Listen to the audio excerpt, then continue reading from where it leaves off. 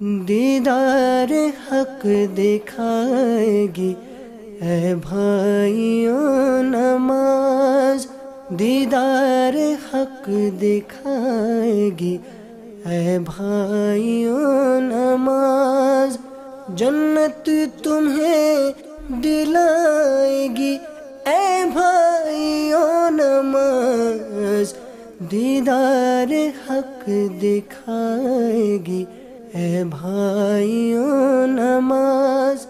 الحمدللہ رب العالمین والصلاة والسلام علی سید الانبیاء والمرسلین، اما بعد فاعوذ باللہ من الشیطان الرجیم، بسم اللہ الرحمن الرحیم۔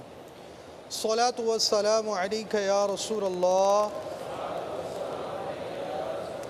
وعلی آلک وصحابک یا حبیب اللہ، الصلاة والسلام علیک یا نبی اللہ وعلى آلك وصحابك يا نور الله، نویت سنت الاعتکاف۔ فرمان مصطفیٰ صلی اللہ تعالی علیہ وآلہ وسلم، تم مجھ پر درود پڑھو، اللہ تعالی تم پر رحمت نازل فرمائے گا۔ صلو علی الحبیب صلی اللہ تعالی۔ فرمان مصطفیٰ صلی اللہ تعالی علیہ وآلہ وسلم، نیت المؤمن خیر من عملہ، مومن کی نیت اس کے عمل سے بہتر ہے۔ امیر اہل سنت فرماتے ہیں، نیک و جائز کام بغیر اچھی نیت کے کار ثواب نہیں ہوتا، اور نیک و جائز کام میں جس قدر اچھی نیتیں زیادہ اسی قدر ثواب بھی زیادہ۔ اللہ عز و جل کی رضا پانے اور ثواب کمانے کے لیے اچھی نیتیں کر لیجئے۔ یہ بیان اللہ عز و جل کی رضا کے لیے کروں گا، سنوں گا، علم دین حاصل کروں گا۔ جو مسئلہ بیان کیا جائے اگر صحیح طور پر سمجھ گیا، دوسروں کے آگے بیان کر کر نیکی کی دعوت پھیلانے کے ثواب کا حقدار بنوں گا۔ جو نہ سمجھ میں آیا، علماء اہل سنت، دارالافتاء اہل سنت سے رجوع کروں گا۔ غلطی کی صحیح نشاندہی پہ فوراً ازالہ کر لوں گا۔ آج کے بیان اور اب تک کی نیکیوں پر اللہ عز و جل کی رحمت سے ملنے والا ثواب نیز موجودین اور مدنی چینل کے ناظرین میں سے جو میری ملک کریں، ان کا بھی ثواب بوسیلہ رحمت للعالمین برائے جناب رسالت مآب، انبیاء و مرسلین، خلفاء راشدین، امہات المؤمنین، شہیدان و اسیران کربلا، تمام صحابہ و تابعین و تبع تابعین، ائمہ مجتہدین، خصوصاً ائمہ اربعہ اور ان کے مقلدین، سلاسل اربعہ کے مشائخ و مریدین، مدنی قافلوں کے مسافرین، مدنی انعامات کے عاملات و عاملین، تمام مؤمنات و مؤمنین، مسلمات و مسلمین، خصوصاً سرکار اعلیٰ حضرت اور امیر اہل سنت، آمین بجاہ النبی الامین صلی اللہ تعالی علیہ وآلہ وسلم۔ واجبات نماز کا بیان جاری تھا، جس میں تشبیک یعنی انگلیوں میں ہاتھ کی انگلیوں دوسرے ہاتھ کی انگلیوں میں ڈالنا، اور اس کے بعد کمر پر ہاتھ رکھنا، نگاہ آسمان کی طرف اٹھانا، مرد کا سجدے میں کلائیاں بچھانا، یہ ہو چکا۔ 14واں، کسی شخص کے منہ کے سامنے نماز پڑھنا، دوسرے شخص کو بھی نمازی کی طرف منہ کرنا ناجائز و گناہ ہے۔ کوئی پہلے سے چہرہ کیے ہوئے اور اب کوئی اس کے چہرے کی طرف رخ کر کر نماز شروع کرے تو نماز شروع کرنے والا گناہگار ہوا اور اس نمازی پر کراہت آئی، ورنہ چہرہ کرنے والے پر گناہ و کراہت ہے۔ جو لوگ جماعت کا سلام پھیر جانے کے بعد اپنے عین پیچھے نماز پڑھنے والے کی طرف چہرہ کر کر اس کو دیکھتے ہیں، یا پیچھے جانے کے لیے اس کی طرف منہ کر کر کھڑے ہو جاتے ہیں کہ یہ سلام پھیرے تو نکلوں، یا نمازی کے ٹھیک سامنے کھڑے ہو کر یا بیٹھ کر اعلان کرتے، درس دیتے، بیان کرتے ہیں، یہ سب توبہ کریں۔ آئیے آپ کو کچھ دکھاتے ہیں۔ مدنی چینل کے ناظرین، یہ سلام پھیرا جاتا ہے، اور سلام پھیرنے کے بعد ہماری صفوں کا جو عام حالت ہوتی ہے، ایک تعداد پیچھے نکلنے کی کوشش کرتی ہے۔ اب یہ نکلنے کا غلط طریقہ، بھائی جان کہاں جا رہے ہیں آپ؟ نکلنا ہے بھائی، میں نے آپ دیکھ نہیں رہے کہ یہ اسلام بھائی نماز پڑھ رہے ہیں اور آپ نے پورا چہرہ اپنا نمازی کے سامنے کیا ہوا ہے. نمازی جب نماز پڑھ رہا ہو اس کے سامنے چہرہ کرنا یہ اس کی شرعاً اجازت نہیں ہے. یہ دیکھیے آپ یہاں سے نکلیں گے تو ان کی طرف چہرہ کریں گے, پھر اگر آپ کہیں میں یہاں سے نکلتا ہوں انہوں نے تو نماز پڑھ لی ہے تو ان کے چہرے کی طرف آپ کی چہرہ ہو جائے گا. تو اب گزرنے کا کوئی طریقہ اگر صحیح؟ پہلی بات یہ کہ آپ سلام پھیرنے کے بعد آخر کیوں گزرے؟ آپ کو چاہیے یہ کہ آپ امام کے ساتھ دعا میں شامل ہو جائیں. آئیے آپ کو اعلیٰ حضرت کی بارگاہ میں لے کر چلتے ہیں. میرے آقا اعلیٰ حضرت عظیم البرکت عظیم المرتبت پروانہ شمع رسالت مجدد دین و ملت محقق علی الاطلاق مترجم القرآن شاہ امام احمد رضا خان علیہ رحمت اللہ الرحمن فتاوی رضویہ جلد 6 میں ایک فتویٰ آپ کا جو نقل کیا گیا ہے فتاوی رضویہ 6 جلد کے اندر, اس میں آپ سے سوال کیا گیا تھا جماعت کے بعد کی جو دعا ہوتی ہے نا اس دعا کے حوالے سے کہ اس دعا کو چھوڑ جانا چاہیے یا کیا کرنا چاہیے, شامل ہونا چاہیے, اس حوالے سے کیا کیا جائے. تو آپ نے یعنی ایک کا قول بیان کیا گیا تھا, اس نے کہا کہ اس دعا کے اندر شامل ہو, تو اس کے قول کو صحیح قرار دیا اور فرماتے جماعت کے ساتھ دعا میں برکت ہے, اس کے لیے انتظار بہتر ہے, اور اگر کوئی ضرورت جلدی کی ہو تو جا سکتا ہے, کوئی حرج نہیں, ورنہ مسلمانوں کی جماعت کے خلاف بات پسندیدہ نہیں. یہاں تک کہ میرے آقا اعلیٰ حضرت رحمت اللہ تعالیٰ علیہ امام صاحب کو بھی تنبیہ کرتے ہیں کہ وہ بھی جلدی جلدی دعا کرا دے, انتظار نہ کرے اور چھوٹی دعا کروائے تاکہ سب لوگ دعا میں شریک ہو. چنانچہ آپ فرماتے ہیں سوال میں یہ کیا گیا ادھر کے لوگ صبح اور عصر میں بعد سلام اول تسبیحات پڑھ کر دعا مانگتے ہیں, اور وہاں بعد سلام فوراً دعا میں کون سے طریقہ سنت ہے اور کیا ثبوت ہے, یہ سوال کیا گیا. چند تسبیحات پڑھ کر یہ دعا ہوتی, تو آپ نے فرمایا مسلمانوں میں رسم پڑ گئی ہے اور ضرور محمود ہے, یعنی بہت اچھی رسم ہے, بہت اچھی عادت ہے مسلمانوں کی کہ بعد سلام امام کے ساتھ دعا مانگتے ہیں, اور اگر وہ دعا میں دیر کرے منتظر رہتے ہیں, ان کے ساتھ دعا مانگنے کے بعد متفرق ہوتے ہیں. اس حالت میں تسبیحات کی تقدیم, یعنی اس صورت کے اندر جب مسلمانوں کی عادت ہے مسلمان دعا میں شامل ہوتے ہیں, تو پھر آپ فرماتے ہیں اس صورت میں پہلے تسبیحات پڑھنا اگر خوب بتحقیق ثابت ہو, یعنی آپ کے جتنے بھی اگر ایک امام صاحب ہے اس کو چاہیے کہ یوں دیکھے کہ کتنے لوگ نماز پڑھتے ہیں, اور یہ بات ثابت ہو جائے کہ ساری جو آپ کی تسبیحاں دعا سے پہلے جو طویل تسبیحات پڑھی جاتی ہیں اگر خوب بتحقیق ثابت ہو کہ ان میں کسی ایک فرد پر بھی ثقیل نہ ہو, ایک فرد پر بھی گرا نہ ہو, تو کچھ حرج نہیں, ورنہ یہی بہتر ہے کہ خفیف شارٹ دعا مانگے اور فارغ کر دے, پھر جس کے جی میں آئے آ کر تسبیحات میں شامل ہو جائے. تو پیارے بھائی امام تک کو تو اعلیٰ حضرت نے فرمایا جلدی کرو اور جلدی دعا کراؤ, شارٹ کراؤ تاکہ لوگ شامل ہو جائیں, اور دوسری طرف مقتدی کو کہا ہے کہ جماعت سے دعا میں برکت ہے, اس میں شامل ہو جاؤ. اب آپ نکلنا چاہتے ہیں تو آپ نے نکلنے کا غلط طریقہ اختیار کیا, چہرہ کر دیا ان کے سامنے, وہ نہیں کرنا. یہ دیکھیے یہ آپ کا چہرہ ان کے سامنے آ گیا. اب یہ اسلامی بھائی سنتیں پڑھنے کے لیے کھڑے ہو گئے, اب آپ کہیں گے کہ آپ نے پہلے سے چہرہ کیا ہوا تھا, آپ پہلے سے کھڑے ہوئے, آپ رک جائیے. اب آپ نیت نہیں باندھ سکتے, امام اب آپ کے جو اسلامی بھائی ہیں ان کا چہرہ پہلے سے, اب آپ سنتیں پڑھنا چاہتے ہیں ان پہ انفرادی کوشش کریں, رک جائیے, ان کو اشارہ کر کر کے چہرہ ہٹائیے, ایسا نہ کیا کریں آپ. اصل ساری باتیں سننے لگ جائیں آپ کی تو پھر معاملہ خراب ہو جائے گا, غلط کام کرے پھر آپ کی سنیں بھی. اصل میں پہلے سے کھڑا ہوا تھا, ان کو چاہیے تھا کہ وہ آپ پہلے سے غلط کھڑے ہوئے ہیں, سنتوں کا ٹائم ہے, فرض کا ٹائم ہے, آپ کو چاہیے رک جائیے. اب خیر آپ غلط کھڑے ہو ہی گئے تو انہوں نے آپ پر انفرادی کوشش کر کر آپ کو اشارہ تو کر دیا نا چہرہ ہٹانے کا, اب آپ چہرہ ہٹائیے, ان کو سنتیں پڑھنے دیجیے. لیکن اب آپ کو جانا بھی ضروری ہے, اب کیا کریں.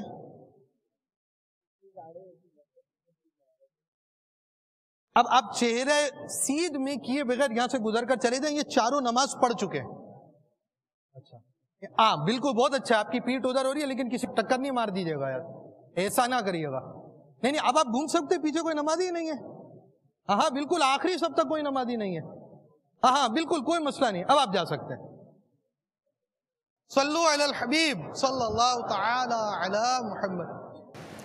نماز میں ناک اور منہ چھپانا، آئیے یہ دیکھتے ہیں۔ یہ ناک بھی چھپی ہوئی ہے اور منہ بھی۔ ایسی صورت میں نماز پڑھنا بھی مکروہ تحریمی ہے کہ ناک اور منہ دونوں چھپے۔ 16 بلا ضرورت کنکھارنا، 17 قصدن جمائی لینا، اگر خود بخود آئے تو حرج نہیں مگر روکنا مستحب ہے۔ اللہ عز و جل کے محبوب صلی اللہ تعالی علیہ وسلم فرماتے ہیں جب نماز میں کسی کو جمائی آئے تو جہاں تک ہو سکے روکے کہ شیطان منہ میں داخل ہو جاتا ہے۔ 18 الٹا قرآن مجید پڑھنا، مثلا پہلی رکعت میں تبت پڑھی اور دوسری میں اذا جاء پڑھی۔ کسی واجب کو ترک کرنا، مثلا قومہ اور جلسہ میں پیٹھ سیدھی ہونے سے پہلے ہی رکوع یا دوسرے سجدے میں چلا جانا۔ اس گناہ میں مسلمانوں کی اچھی خاصی تعداد ملوث نظر آتی ہے۔ یاد رکھیے جتنی بھی نمازیں اس طرح پڑھی ہوں گی ان کا لوٹانا واجب ہے۔ یہ نماز کے واجبات کے بیان کے اندر گزر گیا۔ تعدیل ارکان کا مسئلہ، قومہ اور جلسہ میں پیٹھ کا درست ہونا، جو ہم نے شیخ طریقت امیر اہل سنت کا عملی طریقہ دیکھا تھا، اور ابھی مکروہات تحریمی کا یہ بیان جاری ہے اور اس میں اکثر کا بیان ہو چکا ہے، تو یہ پہلے عملی طریقہ گزر چکا ہے۔ قیام کے علاوہ کسی اور موقع پر قرآن مجید پڑھنا،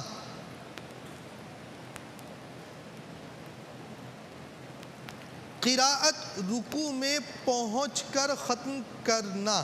قراءت رکوع میں پہنچ کر ختم کرنے میں جیسے آخری آیت پڑھتے پڑھتے رکوع تک چلا گیا، یہ فعل بھی مکروہ تحریمی ہے۔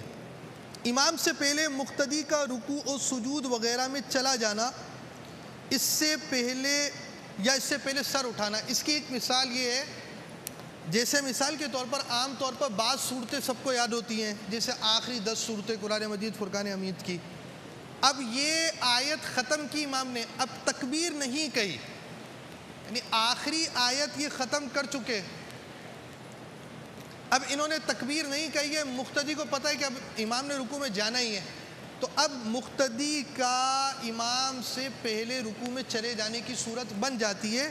تو جو ایسا کرتے ہیں وہ گناہگار ہیں اور اپنے اس فعل سے باز آئیں۔ امام کی تکبیر کے بعد ہی دوسرے رکن میں جانا ہوتا ہے۔ دوسرا کپڑا ہونے کے باوجود صرف پاجامہ یا تیبن میں نماز پڑھنا، کسی آنے والے شناسہ کی خاطر یعنی آؤ بھگت کے لیے امام کا نماز کو طول دینا، لمبی کرنا، اگر اس کی نماز پر اعانت مدد کے لیے 1-2 تسبیح کی قدر طول دیا تو حرج نہیں۔ زمین مغصوبہ یعنی ایسی زمین جس پر ناجائز قبضہ کیا ہوا ہو، اس پر نماز پڑھنا۔ پرایا کھیت جس میں زراعت موجود ہو، اس میں نماز پڑھنا۔ جتے ہوئے کھیت میں نماز پڑھنا۔ قبر کے سامنے جبکہ قبر اور نمازی کے بیچ میں کوئی چیز حائل نہ ہو، اس کو دیکھ لیجئے، یہ مزار شریف ہے اور اس کے آگے دیوار موجود ہے اور اس دیوار کے پیچھے اسلامی بھائی نماز پڑھ رہے ہیں اور یہ فرضی نماز ہی ہوگی۔ ایسی صورت میں جو نماز پڑھی جا رہی ہے یہ درست ہے۔ صلو علی الحبیب صلی اللہ تعالی علی محمد۔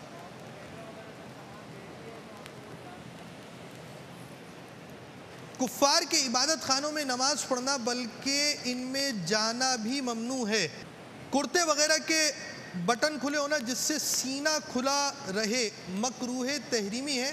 ہاں اگر نیچے کوئی اور کپڑا ہے جس سے سینہ نہیں کھلا تو مکروہ تنزیہی ہے۔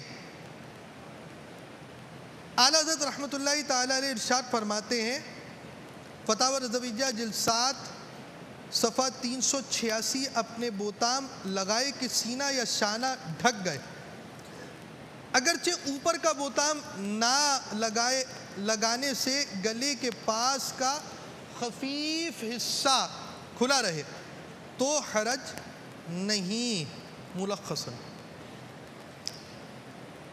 یعنی گلے کے نیچے کا تھوڑا سا حصہ اگر کھلا رہا تو ایسی صورت میں حرج نہیں ہوتا، البتہ سینہ کھلا ہو تو نماز مکروہ تحریمی ہوگی۔ جاندار کی تصویر والا لباس پہن کر نماز پڑھنا مکروہ تحریمی ہے، نماز کے علاوہ بھی ایسا کپڑا پہننا جائز نہیں۔ اب جس کے اندر جاندار کی تصویر ہے اس وقت یہ آپ دیکھ رہے ہیں، ایسے لباس ہمارے ہاں عام طور پر پہنے جاتے ہیں اور ان کا پہننا جائز نہیں، نماز کے علاوہ بھی جائز نہیں اور نماز میں ہو تو مکروہ تحریمی ہے۔ اب نماز پڑھ رہے ہیں جس مکان میں جس جگہ پر ان میں تصویریں ہوں اس کی کچھ تفصیل ہے۔ نمازی کے سجدے کی جگہ پر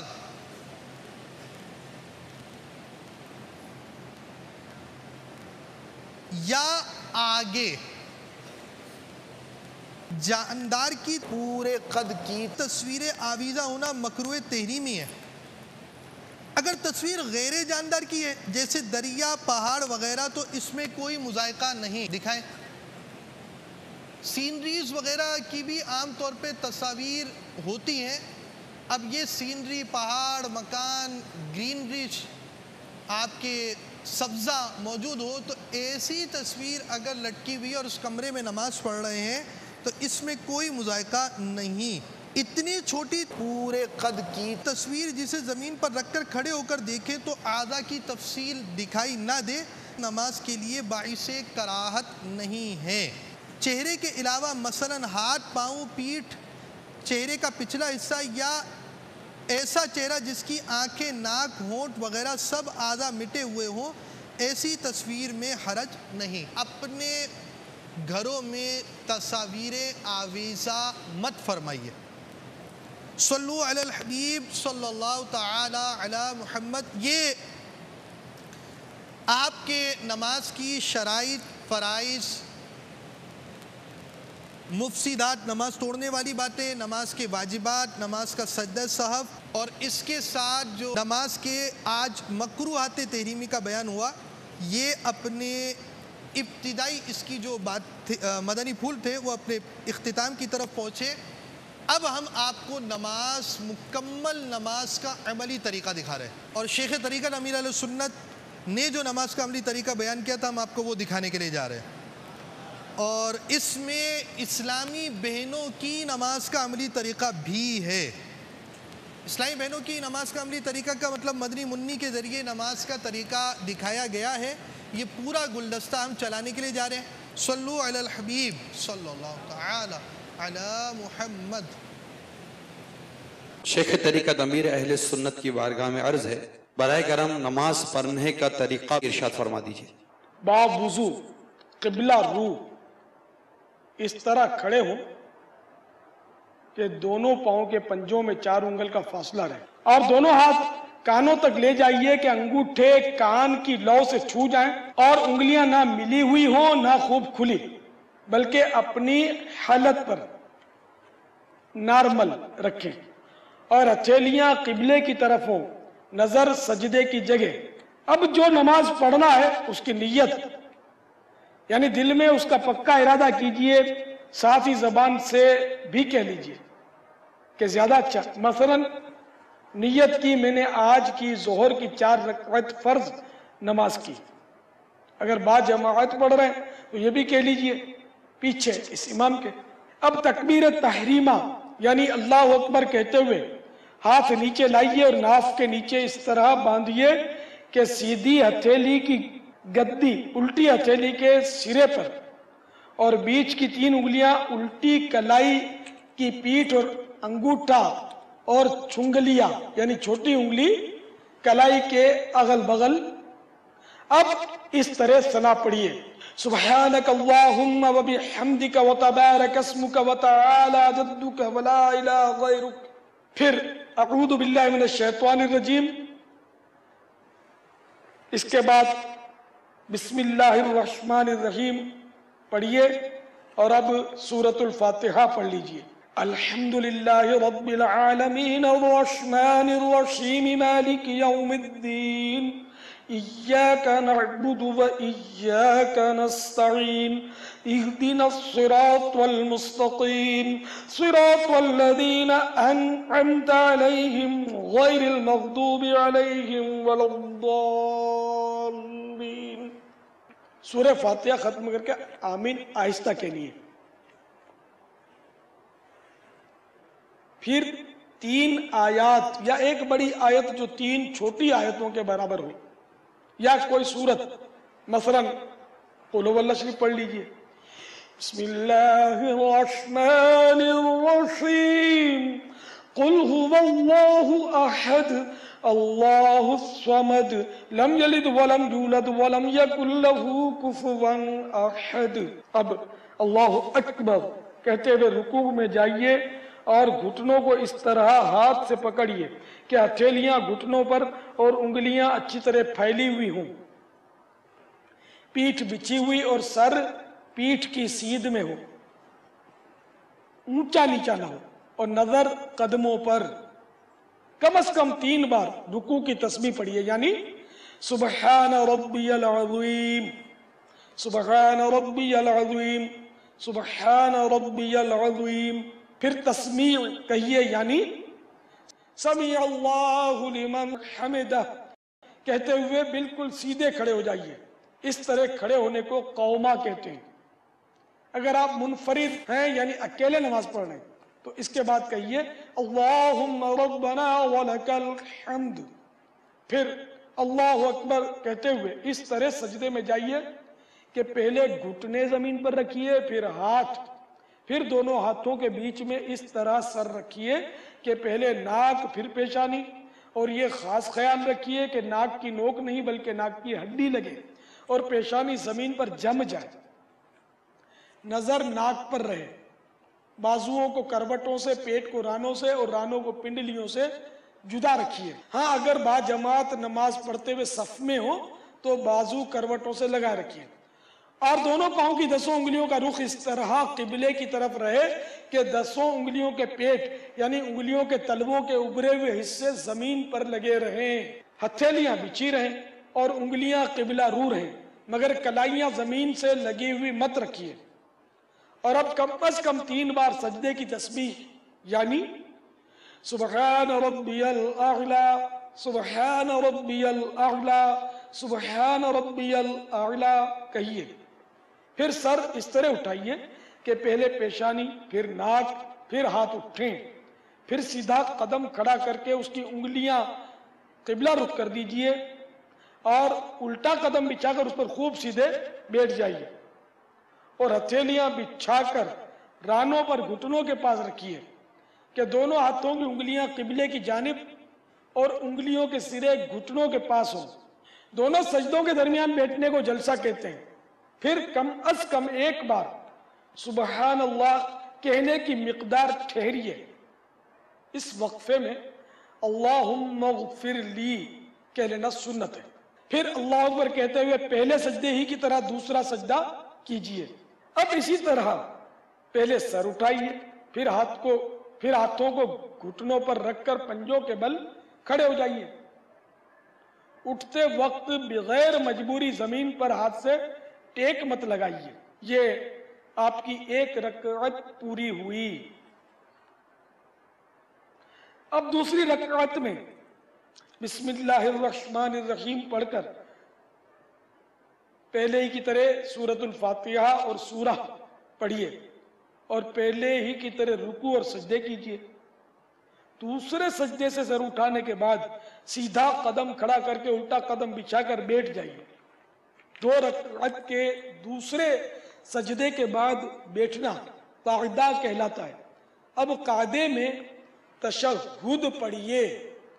تشہد یہ ہے التحیات للہ والصلوات والطیبات السلام علیک ایہا النبی ورحمت اللہ وبرکاتہ السلام علینا وعلی عباد اللہ الصالحین اشہد ان لا الہ الا اللہ واشہد ان محمدا عبدہ ورسولہ۔